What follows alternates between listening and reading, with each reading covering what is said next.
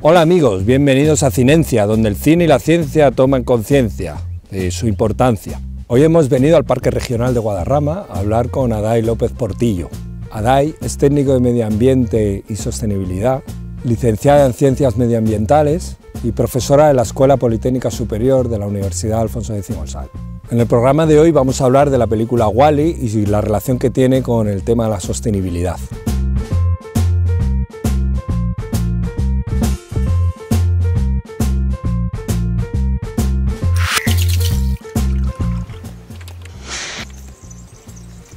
Hola Aday, ¿qué tal? Hombre Javi, ¿Cómo estás? muy bien, aquí viendo las abejillas, ¿Qué estás cuidándolas? están despertando ya, llega la primavera. Muy bien. ¿No habrás visto esta película?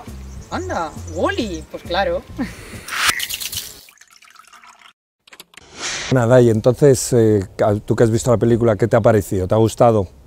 Pues me ha gustado mucho, me parece que es una película que refleja muy bien un poco tanto lo que no solo podría ocurrir, sino lo que de hecho ya está ocurriendo con el tema de los residuos, la contaminación en el planeta Tierra. ¿Tú crees que la vida podría desaparecer tal y como aparece en la película? Pues si nos fijamos en los datos, mismamente, o sea, en la película WALL-E, lo que sale es un mundo que ya no es habitable para la humanidad, que tiene que escapar de él en una nave espacial, porque la Tierra está totalmente cubierta de residuos y se ha vuelto un lugar tóxico. Entonces, pues si hoy ponemos datos, por ejemplo, en el 2010 se vertían solo de sólidos urbanos, o sea, residuos domiciliarios, 3,5 toneladas al año. Para el 2025 dan 6 millones de toneladas solo de residuos relacionados con actividades cotidianas. Y a eso le vamos sumando residuos industriales, residuos nucleares, plásticos. La verdad es que nos encontramos con un panorama en el que todavía estamos aquí, pero hay muchísimos lugares que son vertederos gigantescos. Pues compiten por tener el vertedero más grande del mundo países como Brasil, China, Corea del Sur. O sea, tenemos un grave problema con los residuos. Cuando hablamos de residuos y de contaminación, ¿exactamente a qué nos referimos? Es decir, ¿el plástico por qué es malo o qué otros contaminantes podemos encontrar que atacan la vida? Contaminación es un concepto que en realidad son elementos extraños a un determinado ecosistema que lo degradan. Entonces cualquier cosa puede ser un contaminante, un vertido de caliza, la caliza a lo mejor en un lugar que lleve muchísimo tiempo no es un contaminante, pero si de repente echamos caliza en otro entorno pues sería un contaminante. Tenemos un problema con contaminantes muy persistentes, que no solo son los residuos nucleares, que por supuesto pueden durar miles de años, que eso no está en los costes de mantenimiento de los almacenes, van a estar en este planeta miles de años, pues que luego hay plásticos que pueden durar 500 años. O sea, los plásticos son un gravísimo problema, vivimos en la era del plástico. Sí. 60% de las personas, según análisis en la Unión Europea, tienen plástico en sangre.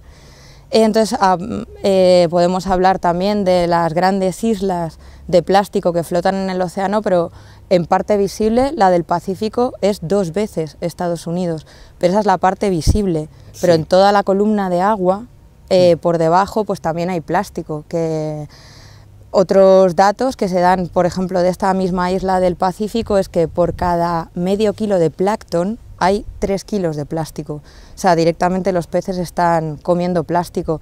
Causan 100.000 muertes de mamíferos marinos al año, causan la muerte de más de 1 millón de aves por ingestión o atrape. O sea, ya no hablamos de que los plásticos son disruptores endocrinos, quiere decir que una vez que te los comes interfieren con tu sistema hormonal. El sistema hormonal controla desde el desarrollo embrionario, la capacidad de reproducirte, de engordar, del metabolismo. Entonces, estamos hablando de que están muriendo 1 millón de aves solo de enredarse en el plástico.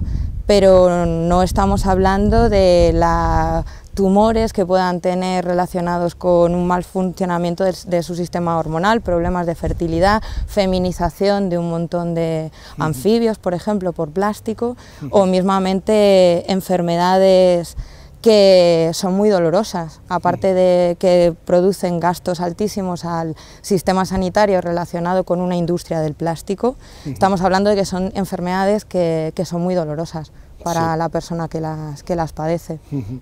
En la película vemos un hecho muy relevante, que es cuando por fin encuentran una planta. ¿Por qué es tan relevante el hecho de que aparezca la planta en la Tierra? ¿Qué significa?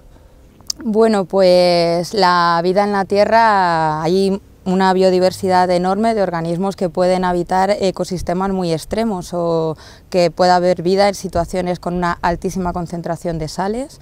Puede haber vida con temperaturas muy altas. Sin embargo, esa planta simboliza un poco que existe un lugar habitable para la humanidad. Para un mundo que tiene plantas es un mundo habitable para el hombre. Entonces ese es el hallazgo que puede ser la señal de que el hombre puede volver a la Tierra. Entonces una tierra sin plantas es una tierra sin alimentos, es una tierra para nosotros. O sea, muchas veces se intenta hacer una dicotomía que es un contraste un poco imposible bajo mi punto de vista, porque se saca un poco la conclusión de que o es el hombre o es la naturaleza, como si fueran cosas distintas. Es que no puede haber hombre sin la naturaleza. Entonces, por ejemplo, respecto a cómo ha ido evolucionando la vida desde hace 4.500 millones de años, pues hay un momento en el que el planeta Tierra es colonizado por plantas. Desde 1950, con todas las extinciones, incluida la extinción de los grandes dinosaurios, nunca le había pasado factura a los grandes bosques que se formaron, salvo en la época actual. Desde 1950 ha desaparecido más del 50% de la superficie forestal del planeta. Eso es una cosa gravísima que no había ocurrido nunca antes y que nos hace pensar en un mundo muy poco agradable. O sea, los efectos del cambio climático, la pérdida de suelo, pues los fenómenos extremos. Entonces, se están teniendo iniciativas como intentar reforestar el Sahel y hacer un cinturón verde un poco para hacer un lugar más habitable para aquellas poblaciones. Entonces, por ejemplo, se ha abierto una controversia científica recientemente al descubrir que quizá hay que cambiar un poco el enfoque respecto a los bosques y la lluvia mismamente. Se está dando un poco la vuelta a si es la lluvia la que trae los bosques o son los bosques los que traen la lluvia. Entonces, pues se ha demostrado que el Amazonas o la selva del Congo en realidad es la que trae la lluvia, que si no hubiera esas plantas sería un desierto como el del Sáhara. O sea, lo que me estás diciendo es que las plantas no solo nos traen oxígeno, no solo traen oxígeno al ambiente, que es lo que necesita el ser humano para respirar, sino que también provoca un ecosistema, provoca un medio en cuanto a humedad y temperatura que es el óptimo para que podamos vivir, ¿no? Efectivamente, las plantas hacen posible que nosotros vivamos, tanto porque generan, bueno, son capaces de captar la luz solar, o sea, toda la energía viene del sol y fluye por este ecosistema generando al mismo tiempo materia, gracias a las plantas que pueden hacer la fotosíntesis. No son los únicos organismos fotosintéticos, pero son la base de una cadena trófica que permite a los herbívoros alimentarse, al mismo tiempo permite la existencia de carnívoros y un mundo sin plantas sería un mundo inhabitable para nosotros. Y luego, bueno, ¿qué te parece cómo vive la humanidad en esa nave? ¿Hasta qué punto puede ser algo ficcionado o cómo de lejos estamos en esa humanidad que vive atrapada en una nave donde se consume, donde no se relacionan? ¿Cómo lo ves tú? Pues me parece otra muy buena imagen de ficcionada, pero en el fondo real, de cómo es una parte de este planeta, ¿no? Que son, en concreto esa nave pertenece a una empresa que es BNL, que proporciona a esa humanidad todo el entretenimiento. Esa humanidad se desplaza en unos dispositivos, no pisa el suelo, tiene una pantalla en la cara, le proporciona la comida, le proporciona el ocio, no se miran, no se tocan. Entonces es una gran empresa que no tiene por qué coincidir con los intereses de esa humanidad, y en la película de Wall-E se ve, cuando desaparecen las pantallas, se tocan, se miran, hablan, es cuando se descubren vivos. El propio capitán de la nave empieza a querer volver a la Tierra, a reforestar la Tierra y hacer algo con su vida, no hacer nada y que se lo hagan todo. Si nos fijamos un poco en el modelo imperante, también bastante controlado por grandes corporaciones, donde las iniciativas pequeñas tienen, o sea, pues poca capacidad de competir, es un modelo que se parece bastante. Bueno, pues muy interesante ha sido la conversación contigo de todos estos datos que nos has dado, y bueno, realmente podríamos seguir tratando el tema, porque es inabarcable la cantidad, la verdad, y es sorprendente lo cerca que estamos un poco de la película de Wall-E. ¿Cómo te quedas?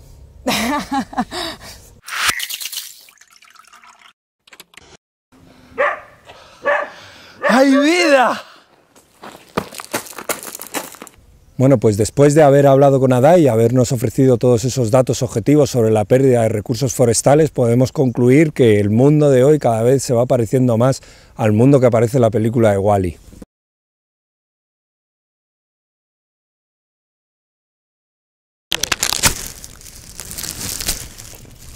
Ahora mismo, la mayoría de los organismos incluyen plástico en su interior, el cual influye en su equilibrio hormonal.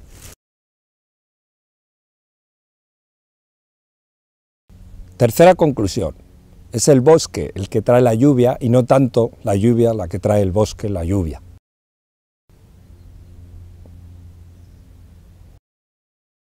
Así es que, Juan,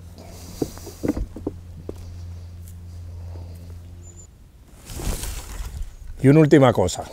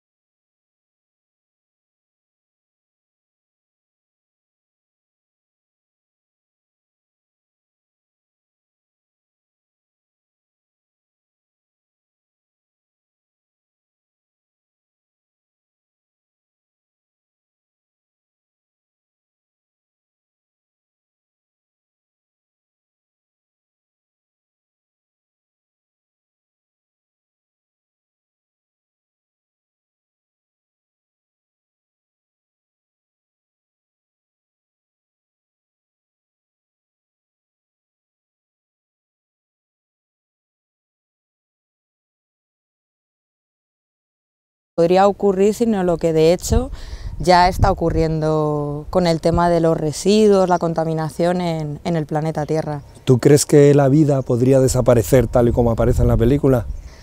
Pues si nos fijamos en los datos, mismamente, o sea, en la película Wall-E, lo que sale es un mundo que ya no es habitable para la humanidad, que tiene que escapar de él en una nave espacial, porque la Tierra está totalmente cubierta de residuos y se ha vuelto un lugar tóxico. Parque Regional de Guadarrama, a hablar con Aday López Portillo.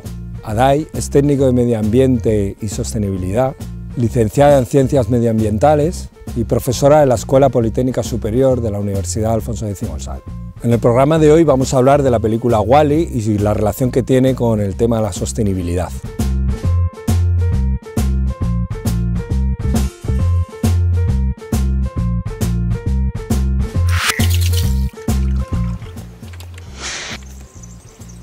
Tóxico. Entonces, pues si hoy ponemos datos, por ejemplo, en el 2010 se vertían solo de sólidos urbanos, o sea, residuos domiciliarios, 3,5 toneladas al año.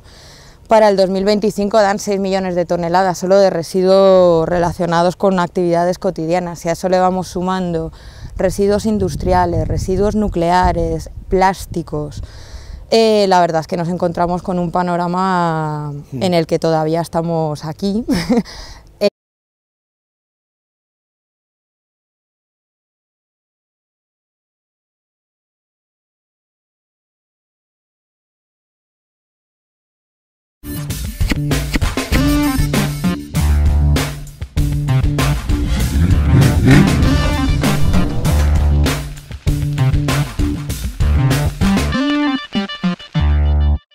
Hola amigos, bienvenidos a Cinencia, donde el cine y la ciencia toman conciencia de su importancia. Hoy hemos venido al parque... Hola Adai, ¿qué tal? Hombre, Javi. ¿Cómo estás?